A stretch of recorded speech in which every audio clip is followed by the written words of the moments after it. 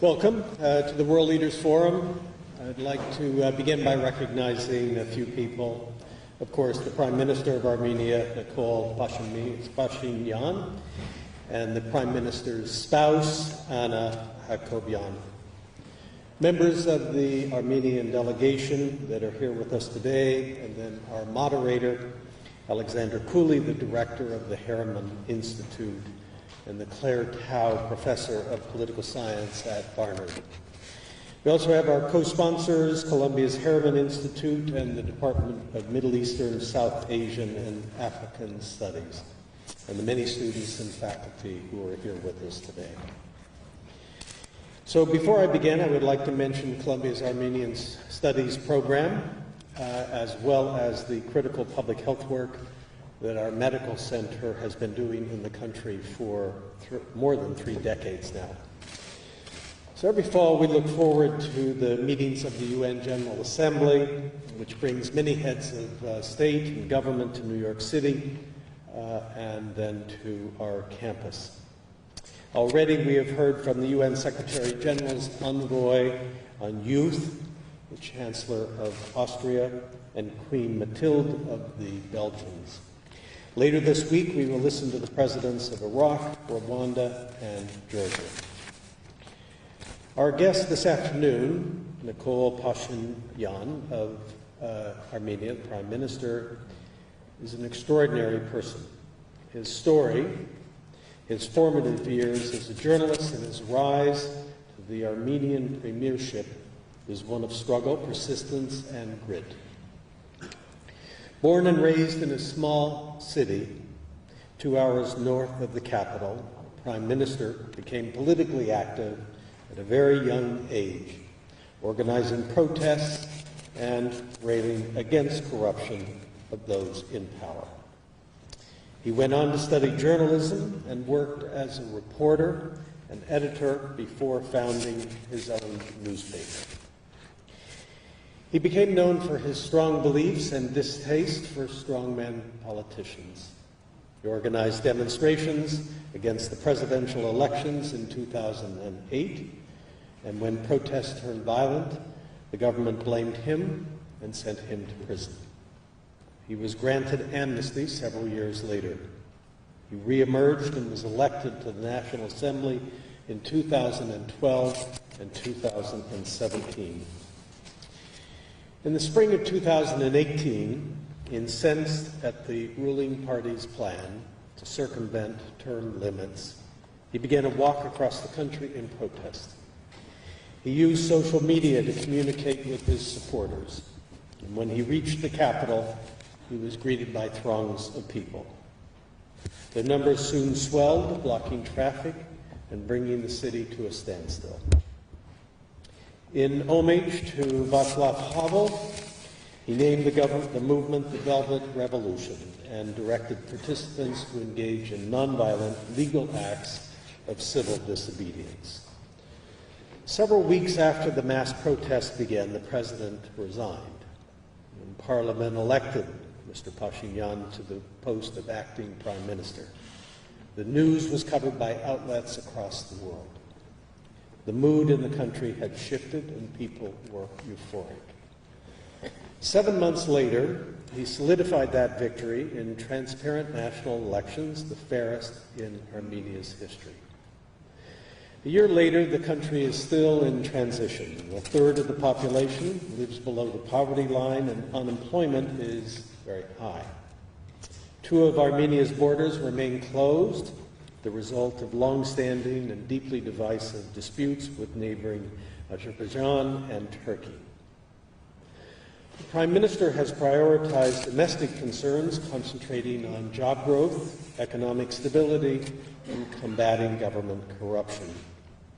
He has also focused on critical foreign policy issues, like Armenia's close ties with Russia, and the balance it must strike between honoring that alliance and building stronger relationships with the West. Critics of the Prime Minister contend that the momentum that brought him to power won't translate into effective political leadership, that his lack of extensive executive branch experience is a liability. But there is one thing everybody agrees on. He has transformed the country in ways once thought impossible. Armenians are optimistic about their future, about their ability to bring about political change through political engagement. For the first time, they believe that they have a real stake in their governance of their country and the power to influence the course of its future. The Prime Minister has come to Columbia today to give his first major address at an American university. He will speak about his approach to government reform and regional security, as well as his work with the UN on sustainable development, human rights, and poverty. Please join me in welcoming him to the podium.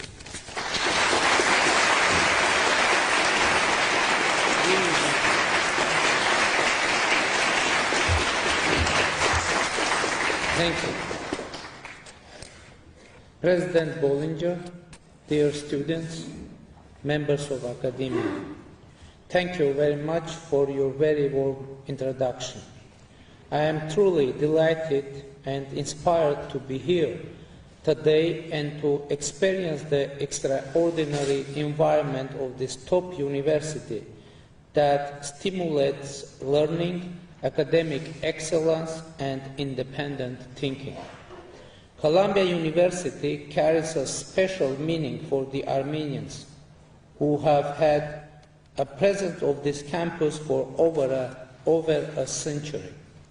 I would like to extend special thanks to President Bollinger for the invitation to visit the university and for the opportunity to make my humble contribution to the extensive and proud history of the very strong bonds that Armenians and Columbia University share, which include many distinguished faculty members and students that have come through the campus.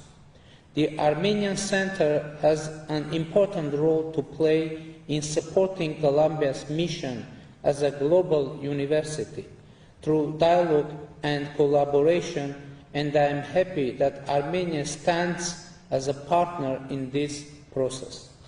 Education and universities play a crucial role in training the youth for leadership, for driving social change and transforming our world towards a better tomorrow.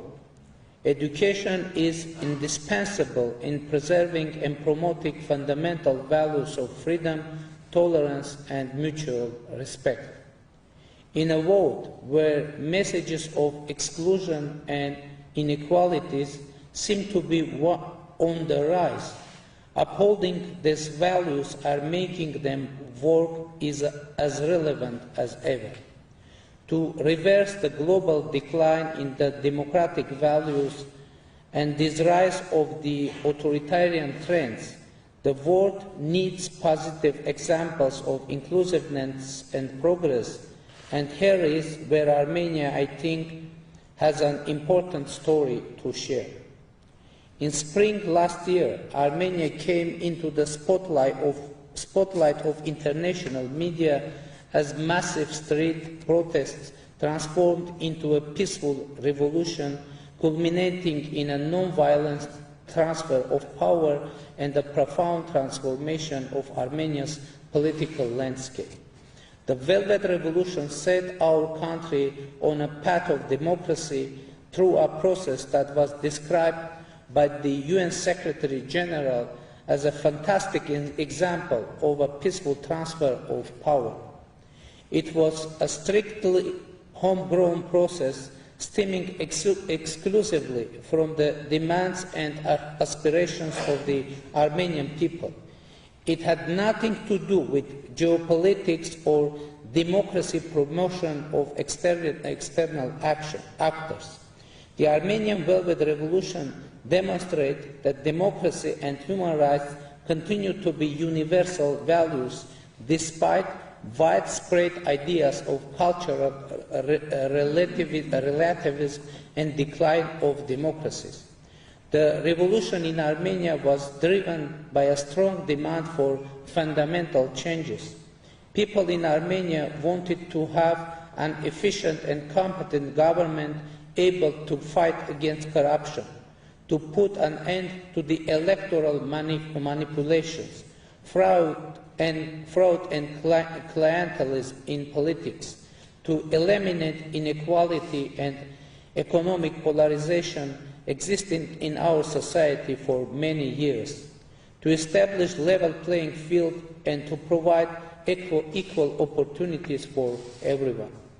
Since its very first day in office, the new Armenian government, formed as a result of the first uncontested parliamentary election in the past 25 years, has embarked on the implementation of an ambitious reform agenda.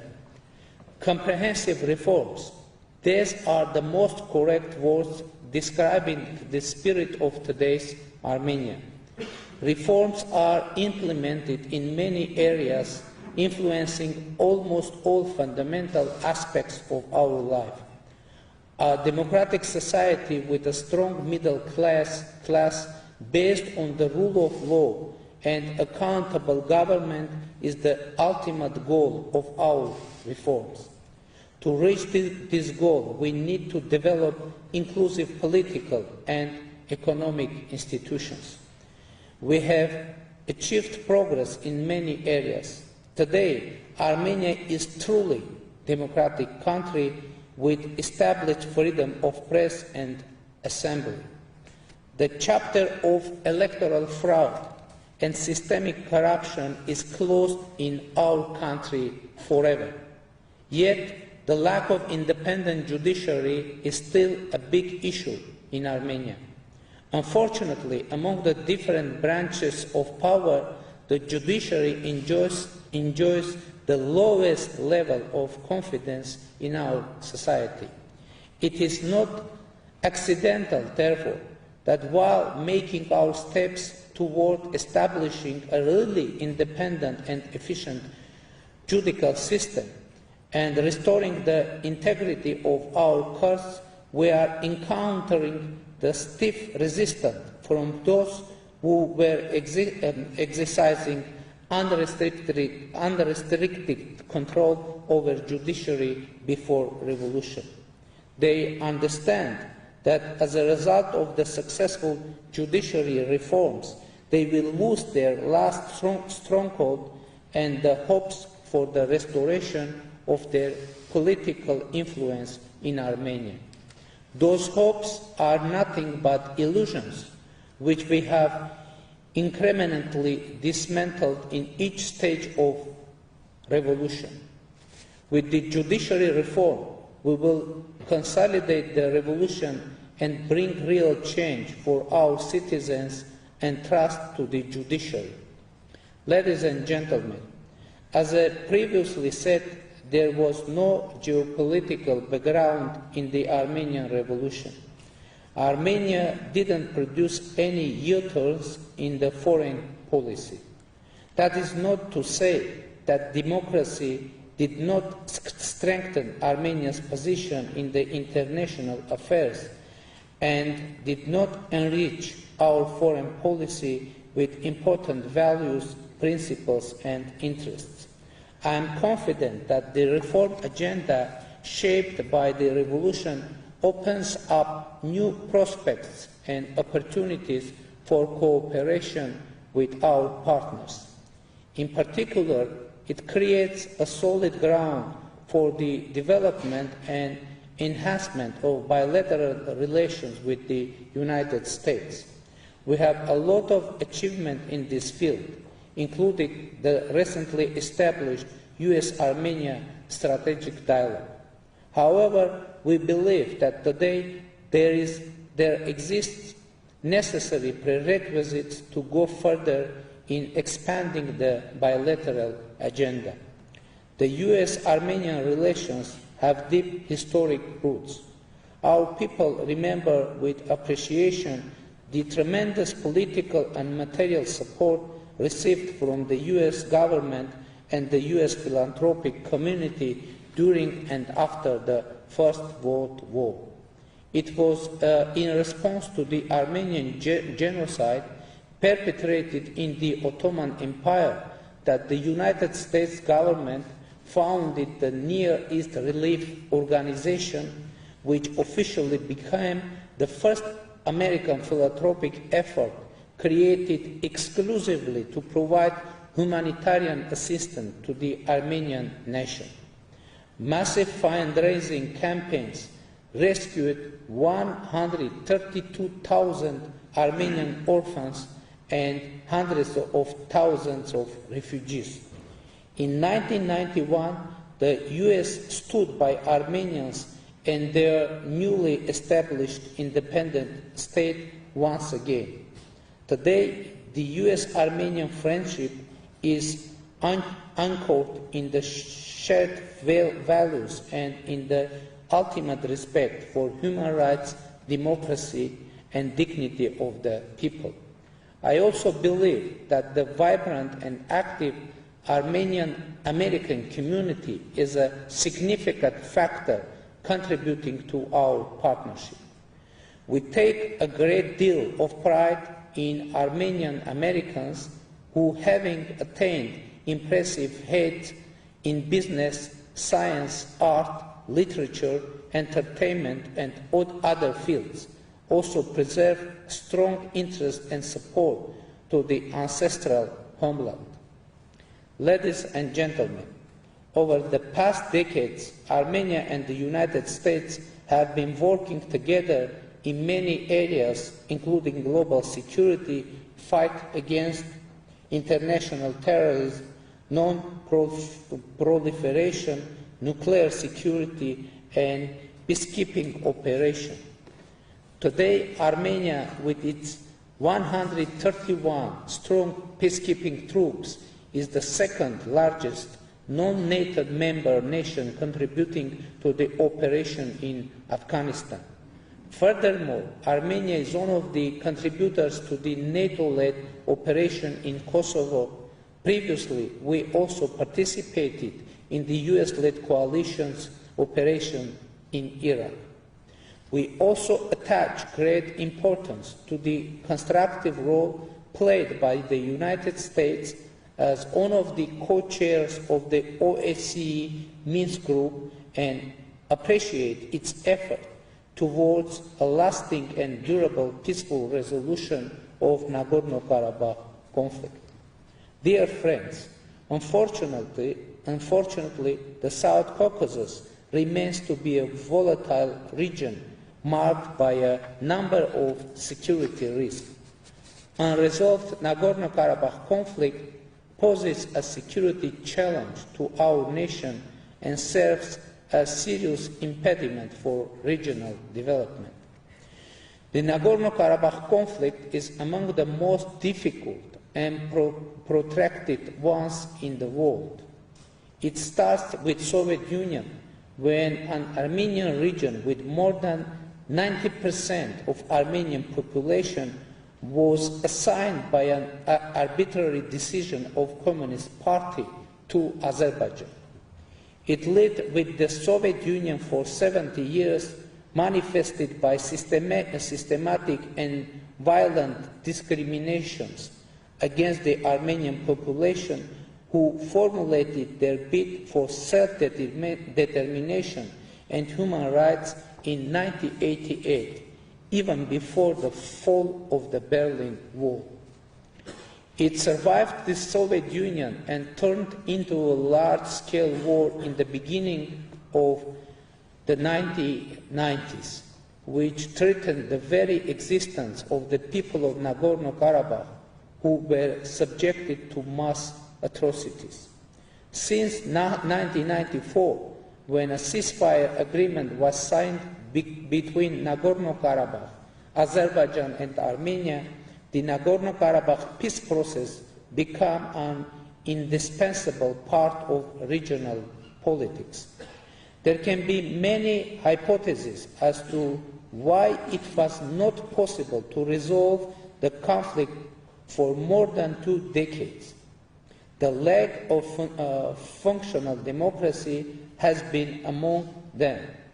It seems that there was a vicious circle wherein the people of the region were often denied human rights in the name of conflict-induced national security. Likewise, conflict transformation seemed to be unachievable because of the low level of human rights protection and democracy. In Armenia, we broke this vicious circle. On many occasions, I have been asked to what extent democratic transition of Armenia may bring new opportunities for conflict resolution. Of course, Armenia does not represent the entire region, and thus we cannot refer to the overall change in the region. Thus, let me highlight only the current reality from strictly Armenian perspective. The current Armenian authorities do not derive their legitimacy from the conflict perceptions and do not use conflict to clinch on power, to limit human rights or justify their violations. Our moral commitments to human rights, democracy and non-violence, which we undertook during the Velvet Revolution before the entire Armenian people, cannot be neglected for the people who live in the conflict area. The people of Nagorno-Karabakh are entitled to enjoy their human rights and determine their future as much as their compatriots in the Republic of Armenia or any other people in the world. Armenia has supported democratic aspirations of the people of Nagorno-Karabakh, who most recently elected their local authorities in free and fair elections. Peace cannot come as conspiracy between clans or exclusive elites. We need leadership which are both accountable to their people and can gather strong support for peace in their respective societies. Peace should be about people and for people and can come only through the people. With this in mind, we try to advance Nagorno-Karabakh peace process with the following important steps. First, with my Azerbaijani colleague, we were able to agree on necessity of observing and strengthening ceasefire. Second, we agreed that we need to prepare populations for peace. Third, I unilaterally declared that we should find a peaceful settlement acceptable for people of Nagorno-Karabakh, Azerbaijan and Armenia. I made clear that the will of people on all sides matters. Why is it important to ascertain this seemingly obvious idea? Without acknowledging and humanizing other side and their needs, it would be difficult to explain the rationale behind any compromise. Indeed, my declaration was unilateral, but in order for it to be acceptable for the Armenian people, it requires exactly the same declaration and approach from Azerbaijan. So far, the leadership of Azerbaijan refrained from committing itself to finding a solution acceptable for all. Instead, we continue hearing explicit or implicit war threats. Azerbaijan also refuses any dialogue with the people of Nagorno-Karabakh and their representatives and try to impede any interaction of people living in the conflict area with the world. Under these circumstances, it should not come as a surprise to Azerbaijan that the people of Nagorno-Karabakh strongly rely on Armenia as the only guarantor of their survival and development. Let us be clear, there will be no more genocidal threat to Armenians, specifically in Nagorno-Karabakh. I hope that Azerbaijan will approach the expression of will of the people of Nagorno-Karabakh in the upcoming state elections, not as a threat, but opportunity to engage with newly elected authorities. It is our view that the international community should continue to support the peace efforts on the co-chairmanship of the OSCE Minsk Group, namely France, Russia, and the US, especially by sending clear message on inadmissibility of the use of force. It is important that within the OSCE Minsk Group co-chairmanship, the US, Russia, and France closely cooperate with each other. This is good news both for our region and for the world, as it indicates that great powers are able not merely to compete, but also to cooperate with each other, at least in one particular region of the world. Unfortunately, not all regional players have been showing the same degree of responsibility. Turkey continues to be a source of instability and tension in our region. I can be critical on many issues of domestic and foreign policy, but I should acknowledge that the previous government of Armenia made very strong efforts to establish relations with Turkey both in the beginning of the 1990s and in 2008-2009. They agreed to establish diplomatic relations with Turkey without preconditions, despite the difficult and tragic past. However, these efforts remained unappreciated, rejected, and even manipulated by Turkey, who signed but refused to ratify the Zurich Protocols. Today, after 104 years of the Armenian genocide, Turkey continues its hostile policy towards the Armenians by closing its land borders, politically and militarily supporting Azerbaijan against Armenia and Nagorno-Karabakh, and most appallingly, by justifying the Armenian genocide. We are a people of the region, and we have been living here from ancestral times. We survived a genocide, and finally we are building a democratic, peaceful, and viable nation.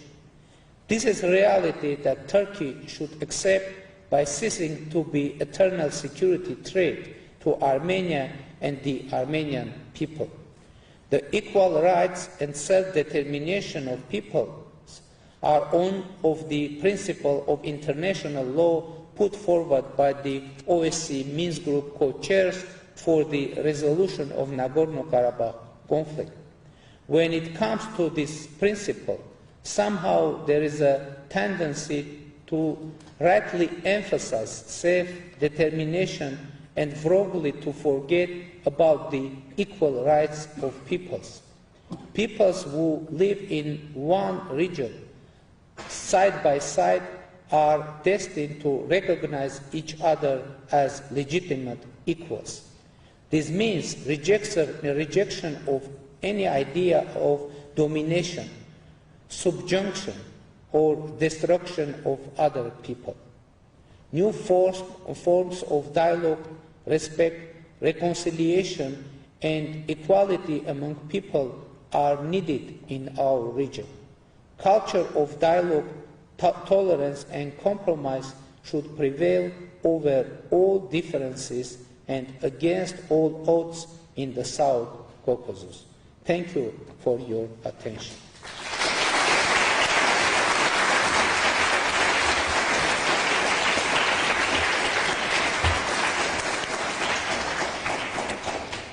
Good afternoon, ladies and gentlemen. My name is ^UղԻղ. I will be the moderator for today's question and answer session. I direct parents here at Columbia University. We are on the record, and we are being live streamed across the world, so I would encourage the microphones on either side. Introduce yourself. And keep your question as brief as possible so that we can include as many as we can in our limited time. I will start the Q&A by asking the Prime Minister about the role of the diaspora in this reform process.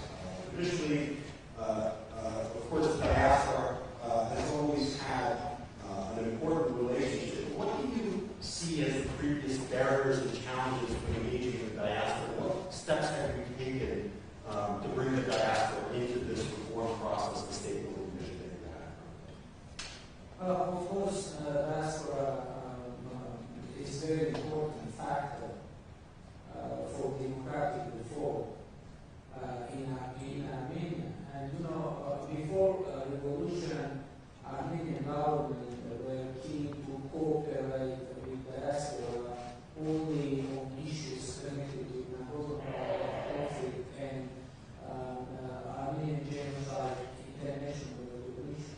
But now, for us, it's very important and we are ready and to cooperate with diaspora in reforming agenda and making our democracy sustainable instead of institutional. And so we have many renowned persons, actors in our diaspora, and we hope to involve them into a reform process in our country. Very good, thank you. So let's take the first question. We'll take them over here, please. Yes, please. Hello, my name is ΟւΓΙⵖ Nikoլ. I have a question about your plans with the judiciary in Armenia.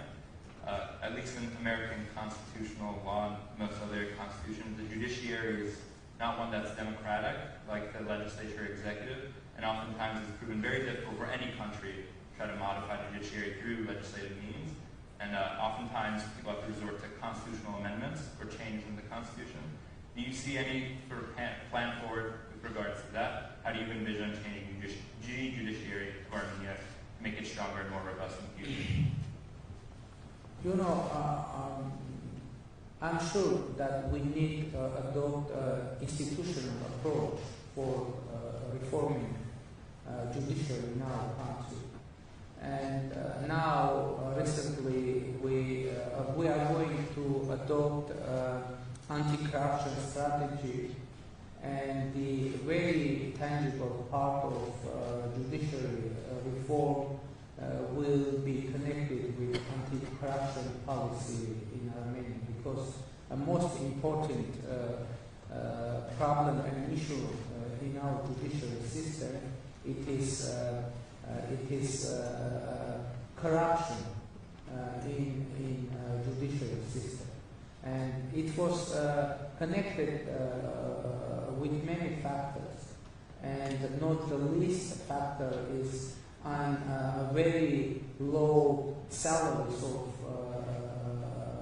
judges, because and now we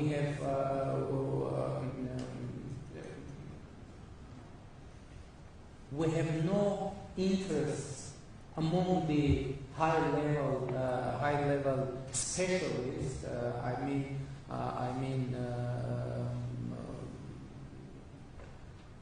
Jurists to become judges, and now we have problem with invited new judges into our judicial system, because they have too low salaries, and in condition when there is no way to take bribes, etc., there is no interest for people become judges. And now it is very complicated process, and now we hope to increase the interest to be judged in Armenia, and we are going to cooperate with our international partners to make activity of judge more attractive for good specialists. And maybe we will have a need to make amendments in our constitution too. But now, at first, we need to have some reform in our legislative level. And now, until now, our constitution allows us to do that and move forward. Thank you. Let's go to this side. Yes, please. Hello, my name is Dzorap. Prime Minister Phashinyan, a recent review which was funded by your government and conducted by Earthlink and Advanced Resources Development, or LR, concluded that the environmental impact assessment of the Amulsad open pit mine, which you support, was deficient. If this mine is opened, despite the existential threat it poses to Dzorap, its surrounding villages, and Armenia's most important water source, Lake Sevan, the report clearly states that Lydian, the corporation that plans to operate in Amulsad, has underestimated the cost of closing the mine after it has operated and rehabilitating the surrounding area. According to LR's report, Lydian has allotted only 5 years for recovering Amulsad. In comparison, in the United States, according to federal and state laws, regulations call for a minimum of 30 years for monitoring and rehabilitating an open pit mine of this magnitude. Furthermore... Oh, can we get to the question part of this? Yeah, I think we get the judge. Thank you. Yeah. One other note is that LR has said that it will take $70 million to actually rehabilitate the area. And so I would like to know how your government plans on enforcing this and making sure that Lydian, if the mine does open, actually is responsible and invest the $7 million that are needed to recover Amulsad. You posed a very wide question, but let me to answer very concretely. If you mentioned existential threat for Germany. If we will define that there is a real existential threat for Germany or for anyone in Armenia and any region or like Sevan, this project will be closed. And a very important state that it is the situation that we is starting from we inherited from previous government, and it is very sensitive situation connected with not only an environmental issue, but also it is connected with Armenian obligations in front of international community, and we need to be very careful in solving this situation, not to damage not only Armenian environment but Armenian investment environment as well, and Armenian international obligations as well, and Armenia's international image as well. And it isn't a very easy question, and I don't think that it has easy solutions. I believe that easy solutions will damage our country not only in terms of environment but in terms of investment in ecosystem environment and international image. So my position is that any solution, we must make informed decision on that issue, and it isn't acceptable to make any solution based on only fears, only rumors, only risks. We need to understand this situation truly, and we need to make balanced decision on that. So does that mean that I'm sorry, we have to move on to other questions. We can't take two-part questions. Thank you very much. Yes, please. Hi, I'm Kelly Badashkanian, and thank you, Prime Minister, for speaking to us today at Columbia. My question actually does dovetail with the previous one, and it's about water. You know, Armenia clearly has a water problem. My family and I, we were in Tavush this past August, and every village we visited on the border talked about irrigation issues or lack of drinking water. It was clearly pervasive, and I'd mentioned Lake Sevan looks different than it did a couple of years ago. I read there are some risks that it could turn into marshland. Like there's an environmental problem, and then when I think about Jarmuth, which we did touch upon, I do worry about a cyanide pit being built so closely to the Arpa River Valley. So it's a more general question about what is your perspective on the environment and that very vital, irreplaceable water resource that Armenia has and is potentially at risk. You know, our government announced that we adopt the concept of eco-Armenia. Eco-Armenia. What does it mean? It means that for us, the protection of environment is very important. But it doesn't mean that we are going to close mining sector in our country. It does mean that we are going to increase the standards of the mining sector in our country. And by the way, in our country we have no problem of water. We have problem of water supply because we have huge water resources in our country, and now we need to have capacities to preserve the water and supply that water to our people for irrigation purposes and for everyday use. We have huge resources, and now it is one of the most important tasks of our government to build new capacities and new infrastructure for effective and efficient use of our country's water resources.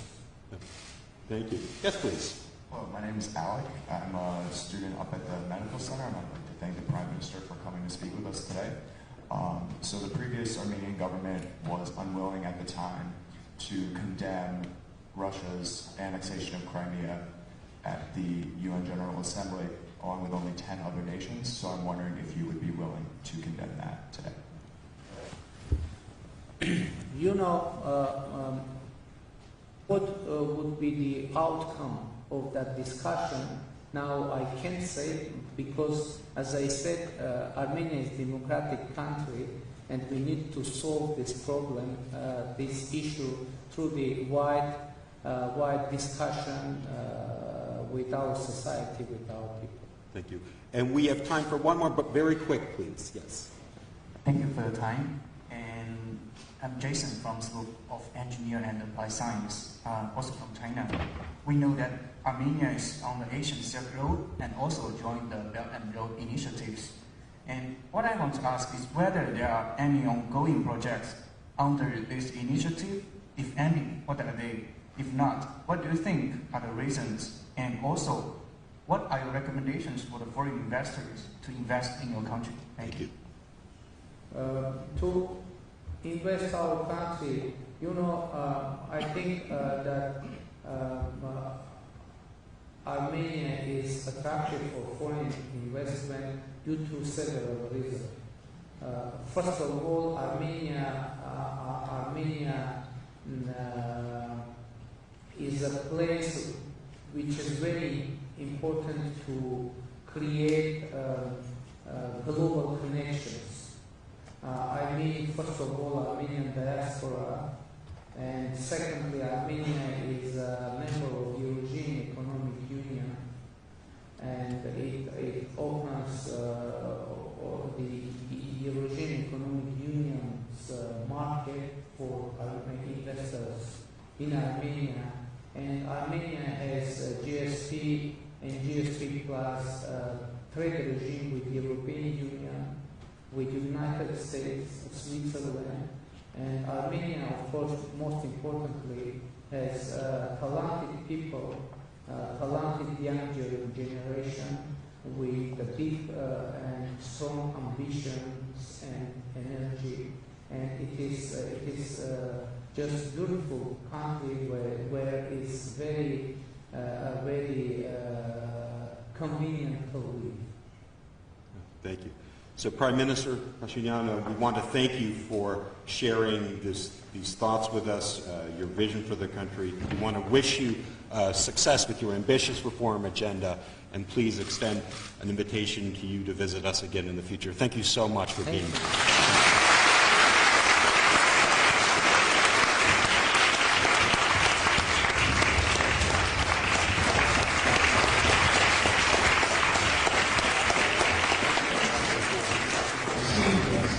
Please remain seated as we escort His Excellency Nikola Phashinian and